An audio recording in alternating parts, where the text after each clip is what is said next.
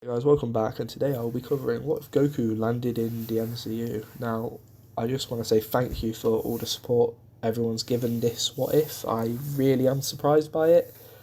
It's got like 600 or something views, that's incredible. I know it's taken me a while to get this part out. I am truly, truly sorry, but I've been really busy with work and college, and it was just my birthday. It's been a big mess, I've had to do a lot recently.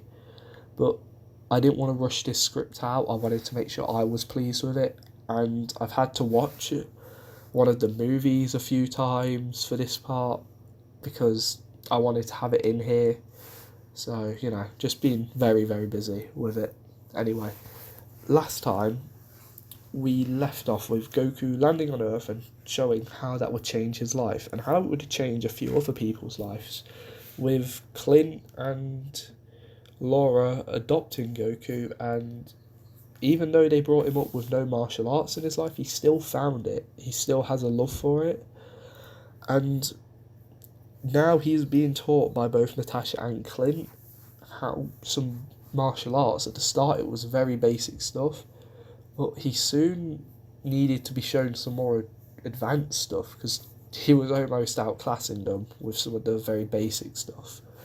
Now, let's jump forward a few years. Goku has been training all the time. Anytime he's got a free bit in his day, he'll be training. It's now the year 2008, making Goku about 10. Now, over these years, Hawkeye and Laura have noticed that Goku has some weird traits compared to other kids. Like, Goku almost seems like he's got superpowers, and Clint has been telling Shield about them. Here are some that he's noticed. He's noticed that Goku's got super strength, increased speed, and a high damage resistance. Like, he's never really broken a bone. He's not really stubbed his toe and ever hurt. He doesn't seem like he can be hurt really easy, to the point where the one time he was hurt, it was because Natasha went a little bit, lost a little bit of her temper and hit Goku a little bit harder than she should have near the start, but he just got up and dealt with it. Now, these are just some things he's noticed that, Hawkeye had been reporting, and he has got some other things, like he notices he eats a lot, and he noticed he sort of seems a bit weirder whenever a night of a full moon comes around, but he tends to be asleep before he ever gets to see it, so, just some odd little minor things, but nothing major. I am going to be doing power levels still with this, and right now, as I'm recording this, I don't know what I want their power levels to be. However, by the time you're seeing it, they'll be on screen in front of you. I've got a general idea. I probably won't go to about 130. I want Natasha and Clint about 30, 40-ish area. And as you can see, Goku actually is stronger than both of them now. It, they have to get really serious whenever they have like a minor training session. And over these years, Goku has mastered pretty much anything they've taught him. It's incredible. He's mastered quite a lot of martial arts styles. Now, over these 10 years, Goku had his little brother called Cooper. He loves his little brother. He can't wait until he's older. He can't wait to have a friend his age, and he can't wait to, just have a training partner, like someone new. It's Goku is super protective of his little brother. Even though he finds it really weird he was born without a tail, he just shrugs it off. Like, you see, Clint and Laura haven't explained to Goku that he's an alien yet. So the longer they don't have to tell him, the better. Now, one day, while he and his mother are at home with baby Cooper, the news is on reporting something about a robot fight which happened. Goku was sort of idly listening, but as he heard something about a massive battle, he sort of listened a little bit more. And he noticed the person getting interviewed was the a millionaire Tony Stark, he is a bit confused why he's being talked about, a giant battle, but he listens for a little bit. And near the end of the interview, he's figured out that someone called Iron Man had fought another giant robot. And this is the point where we get probably one of his best lines with Tony, where he reveals he is Iron Man, which sort of gets Goku excited. He never really he doesn't know his dad's a superhero, so this is his first sort of introduction to the hero world. And the thought of this guy being really strong, gets Goku or Michael's blood flowing a little bit. And of course he had heard stories of Captain America and what he did in, World War Two. But he believes he'll never be able to meet him, which, is a bummer because Goku's heard he was super, super strong. And, his expectations for meeting a hero are low anyway. But now there's a new one that exists. So, Goku now has sort of, in a sense, a hero to look up to. Yeah, and as I said, his dad is a hero, but he doesn't know about his dad's job or his life. So, he doesn't really have that same, amusement from him. Now, I'm going to skip another 2 years. I know I've skipped a lot, but I think not a lot can happen for now, making Goku, but I just needed to say this. Now, after this 2 year skip, Goku is now 12. He's become a big fan of all the heroes who have been shown up all over the world, and he tries to keep track of them as much as possible. He's heard about the God, the Hulk, and Iron Man. Little does he know that his dad actually, could have shot at Thor, which would have been really cool for him to hear. But what's really weird to him is over the last 2 years, he's heard Natasha and his dad talk a lot about all of these heroes, and they've even talked about Captain America, because, he's probably one of the best heroes ever. But this does confuse Goku. He thinks Captain America's dead, and all these people he's hearing about, why is his dad and Natasha talking about them? Now, one day while they're talking, they're having a conversation about Iron Man or Tony. And Goku is sort of listening from the other room, like kids would. And Natasha begins talking about how she's going to go meet him, and she hopes that the mission will go okay. And upon hearing this, Goku bursts around the corner and begins saying, "You're going to go meet Iron Man. Can I come?" Which sort of takes him by surprise, as he shouldn't have been listening for one, and they don't really know how much Goku knows now. And instantly Tony says no. Clint says no. You can't go with Natasha to meet Tony, even though he really wants to. But after Natasha sits there quietly thinking, while Laura and Clint explain to Goku why he can't go, it might not be a bad idea for her to take Goku/Michael with her, as, it sort of would build on, the alias she's going with, and, give her a better cover for the mission. Plus, Nick Fury had been wanting to see how Michael would do with some field training. This could be a good chance to see how he would hold up. So, after the parents have explained to Goku/Michael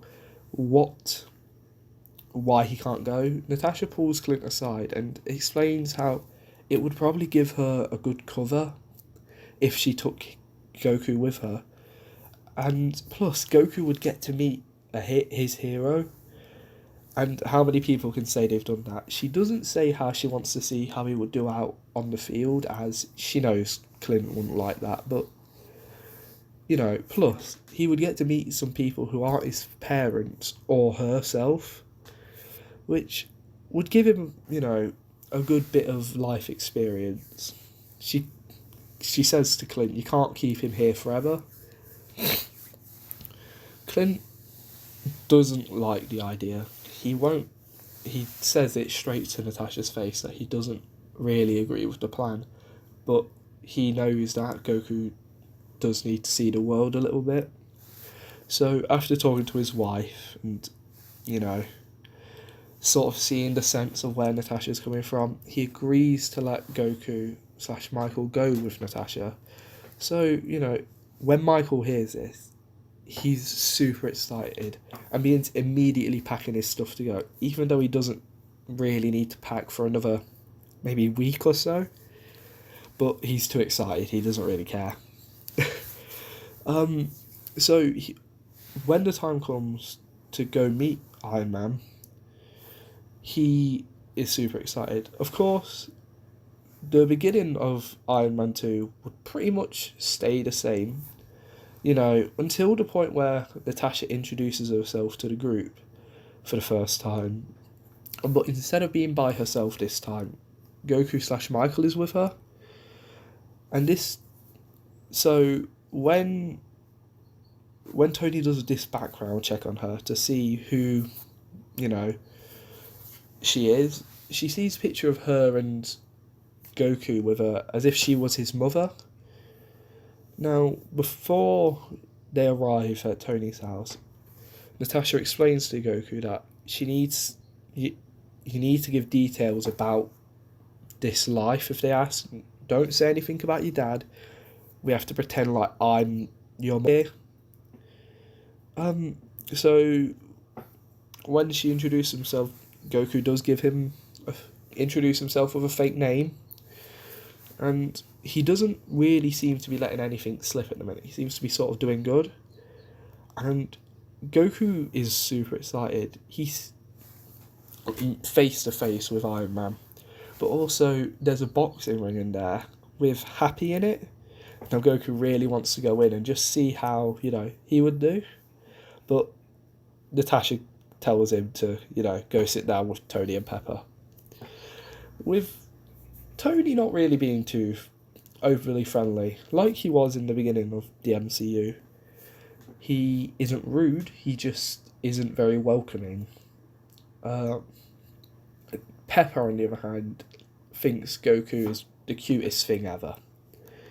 And, you know, just sort of tries to get to understand and asks why he's here with his mum when he probably should be at school. But he just says, not every child gets to meet Iron Man. So, you know, he seems to be playing it quite well so far. Now, for a while, the story isn't really affected too much. He's just here for most of it. He doesn't show up at the party, so he doesn't get to see that happen. And the only time he really sets effect for, and probably until the end, is the point where Tony comes over to apologise to Pepper. When Natasha and Happy come into the room, Goku is also with them. And after that whole, like, little, not argument, but discussion goes down, Goku quickly runs after Iron Man, or Tony, I suppose, and he just, you know, tugs his sleeve and says something to him quickly.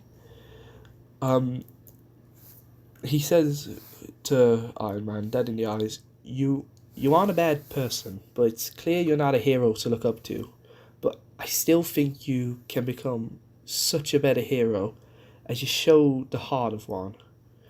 Which Tony doesn't really respond to. He's sort of insulted. He just got called a bad person by a child. You know, Goku meant no offence by this. He had heard what had happened recently and how he had not been too pleasant to be around, and it sort of annoyed him. He's someone he looked up to, wasn't being nice. Doesn't vote well with Goku. Goku doesn't actually know about the Avengers program or how Tony's dying because of his arc reactor. He just walked up to him and sort of insulted him. The story continues normally from here with Tony building the new element and everything which happens with War Machine and Hammond Industry. Now, Goku has had to go to the presentation of, Hammond stuff. And Goku really finds the robots really boring. He thinks the idea of Iron Man is such a cooler thing, but, robots are still cool, he guesses. But when Tony shows up, he finds it weird that Tony doesn't have, has shown up to one of Hammond's, demonstrations. He thought he didn't like the guy, so he's really confused. And a couple of minutes have passed where they are just sat down talking to each other. And then all of a sudden, the bots begin to shoot at Tony, who then flies off with a few bots, along with War Machine following him. But the bots who stay on the ground, they begin to walk into the crowd to go outside. And Goku doesn't really like this. He runs towards the front door, gets into a fighting stance, and when the bots are almost out of the building, they notice there's a kid stood in their way. Now, Ivo, on the other side of the screen, just sort of laughs, he chuckles. And he makes the front bot punch towards Goku, but instead of being hit or, dodging, Goku catches it, pushing him back a little bit, and then punches straight into the robot, taking its head off, which sort of scares Ivo, as it means this kid is a big threat now. And the robots then all start shooting towards Goku, with him taking the initiative to run quickly, trying to avoid it. He wants to get in there to stop them, but he knows he can't at the minute. Now, in this time, Natasha had taken Pepper to go and, find Hammond, but she didn't realise Goku was missing. And after she found out it was Ivo controlling the bots, she went to tell Goku to stay here, but he wasn't there anywhere. She quickly runs back out to where they were sat and sees him getting shot at by all these bots. And before really, thinking, she starts helping out. She throws whatever those electrical things in to try and deal with some of the bots. And she then slowly begins to take out some of the ones at the back. And Goku notices this and is really happy she's there. So after a few minutes, they had nearly taken down all the bots. She looks over to where all the bots were, and she noticed that Goku had actually destroyed a few by himself before she went out to help him. Now, this whole time, Tony had been flying, avoiding the flying bots, and Rhodey was still shooting at him. Remember, as Natasha was the one to give control back to Rhodey. Now, she has to quickly get there to, shut down these bots. And much like in the movie, Happy does go with her to help, but Goku stays behind to protect Pepper in case some of them come for her, which he agrees to do without really thinking. Now, in this time, I'm going to say Rhodey has actually managed to hit Tony quite a bit. Nowhere near enough to damage him, but enough to, relatively affect him. But other than that, not too much has happened. They both would be a little bit lower on energy, I reckon. But you got to remember, Tony was holding his own against all of them for a while. The only difference would be when they have that massive fight in the garden area, there wouldn't be as many bots. Tony might not even have to use his lasers. Goku had taken down all of Goku and Natasha had taken down all of the ground bots. So it's only the ones that were following them, which weren't too many. So Tony doesn't use the lasers yet. So when Ivo lands, he just uses them on him. We don't get that cool clash between the repulsors. He just pretty much cuts him in two and leaves it like that. And that's all that would really change in this movie. Of course, Tony still helped Peter in that one scene, because I'm not ever changing that scene. It's too cool. Another thing that would change is when Piper went outside and that bot almost exploded near her, Tony still has to save her, but as well he picks up Goku. And after Tony and Pepper have had their moment, he looks over to Goku and he gets down on one knee and says to him, "You were right, kid. I ain't a hero to look up to, but you are. You didn't waste a minute trying to stop those robots who might have hurt someone. Even after that, you looked after the person who matters most to me, so thank you." Now, this makes Goku smile really happily. Almost makes him cry, His hero just said, well, he should look up to him. And Rhodey and Pepper find this kind of weird for Tony.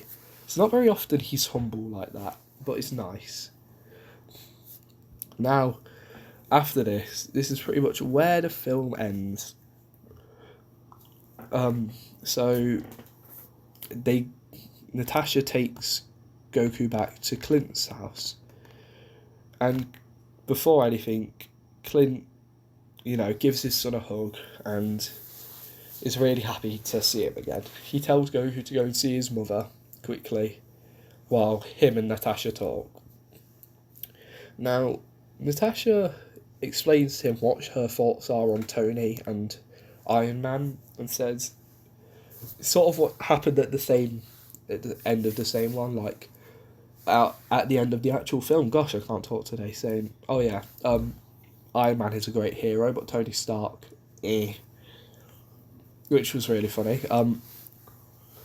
Now, Goku just is happy to be home in a sense, but Natasha made sure that Goku cannot say a word about the robot fight, because the news didn't cover it, so he better not say a word. And he doesn't. He almost lets it slip once or twice, but, he keeps his own. He's a lot smarter in this universe, but he's still Goku at the same time. He might let it slip one day, but for now, he's all good. Now, everyone sits down to eat, just because it's about that time. But over in the corner, Clint's phone begins to, vibrate. And he heads over, and once he answers it, he notices it's Fury.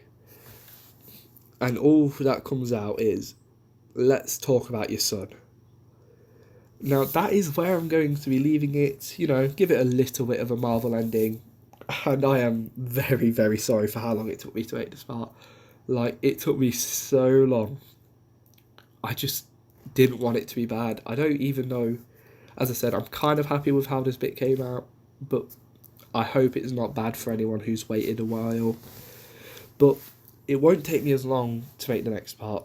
I just need to really sit down and watch the Avengers movie a few times, which is sort of a spoiler, but not really. I don't know where Goku will stand in the film, but even if he isn't very much involved, I still want him to have something to do with it. But I hope this was fun. This was sort of like a fun little Marvel cameo to give him. Now, I'm so happy with how well the last part did. I can't even explain how happy I am. And I hope this part lives up to it. But that's all I've got. I'm super sorry again. So, yeah, that's all I've got to say. I hope you have a good day or a good night, and I'll see you guys later. Thanks again.